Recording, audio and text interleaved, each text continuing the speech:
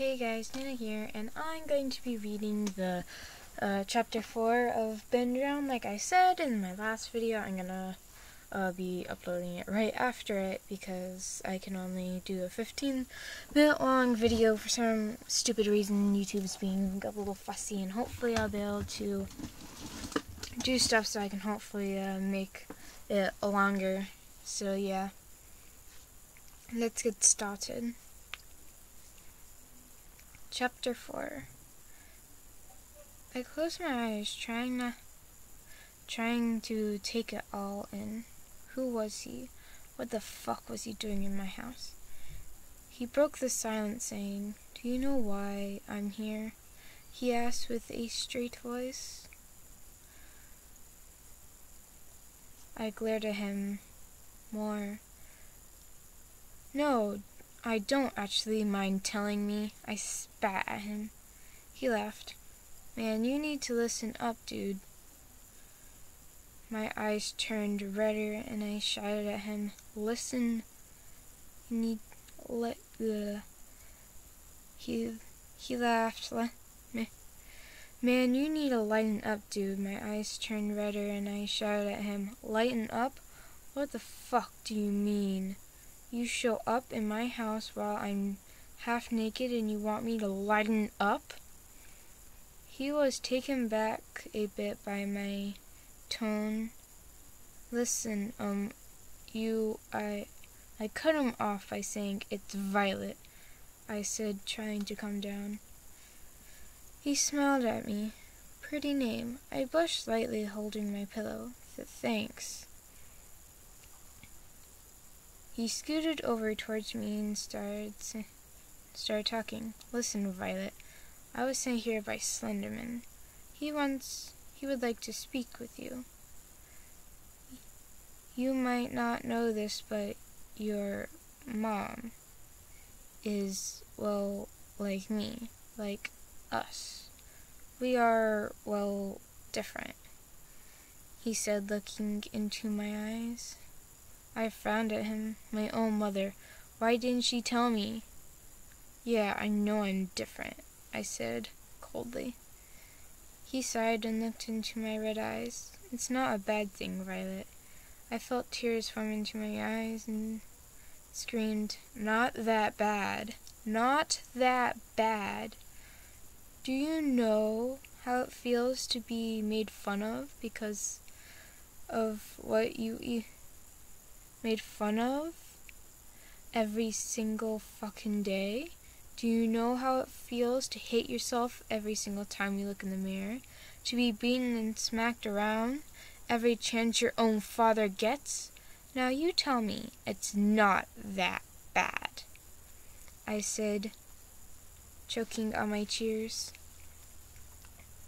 He looked saddened at my words and looked at me with confusion. He reached out to touch me. I jerked him off. He drew his hand back and looked at me worried.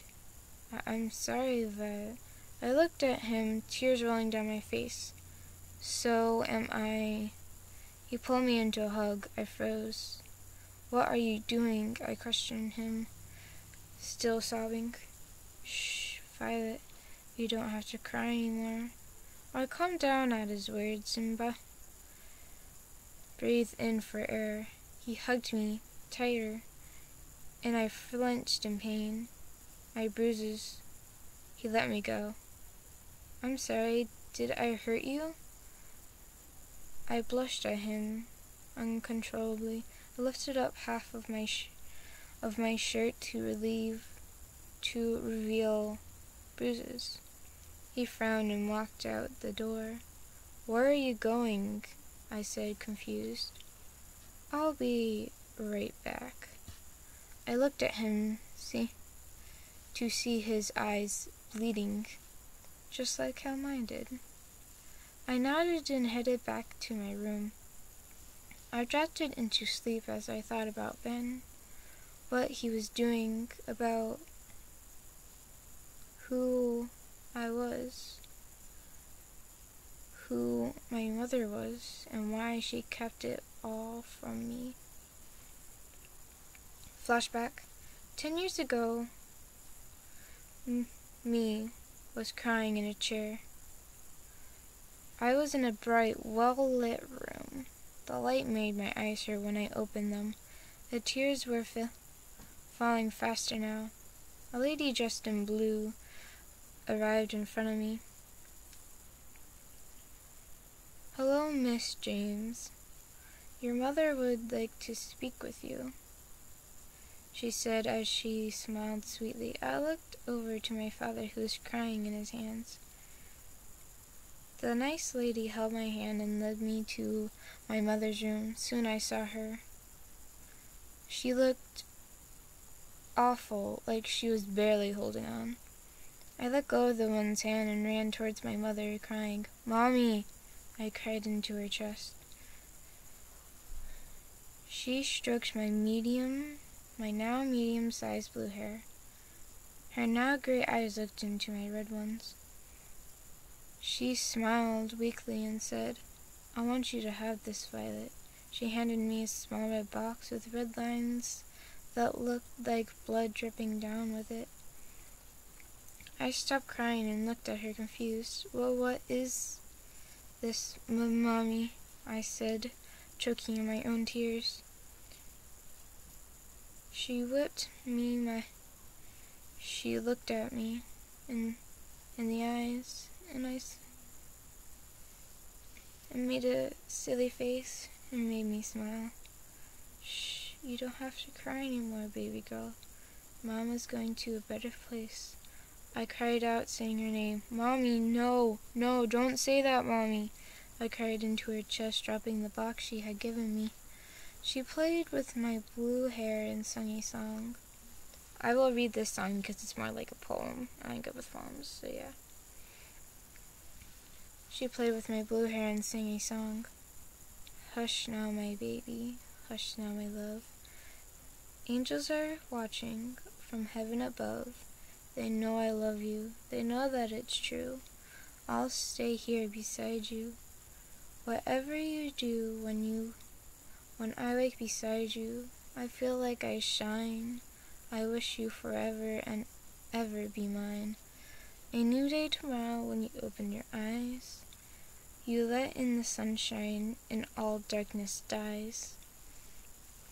Soon her voice faded away and I felt her chest stop moving. I didn't want to believe it for 1 second. I smiled weakly at her. "Mommy?" I shook her shoulders. "Mommy?" I finally accepted the fact that she was gone and broke down. The nurse heard me and ran to hold me. I tried to loosen her grip and reach out for my mother, but she held me there, making sure I didn't move. "Can I get a doctor in here?" the nurse shouted. Suddenly a doctor and 3 other nurses came in, taking away my mother. "No, Mommy, no, come back with me, Mommy. Mommy, wake up. Mommy, please wake up." I cried harder and harder. Time of death. 10:32 a.m. I heard a doctor say. The nurse held me tight and hugged me. I can't believe she was gone. She let go of me and stroked my hair like Mommy used to. I blinked the tears out of my eyes. I saw her pick up the box. I saw the nurse pick up the box that my mom had given me before she passed, and I walked out. She looked at me surprised at first, then smiled. She got up and walked away. I sat on a chair, cleaning the tears off my face, and began to open the box. I gasped. It was a knife. It was beautiful, and the initials S.J. were carved into it.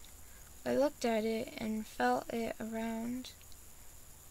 I actually pricked my fingers on the blade and flushed in pain.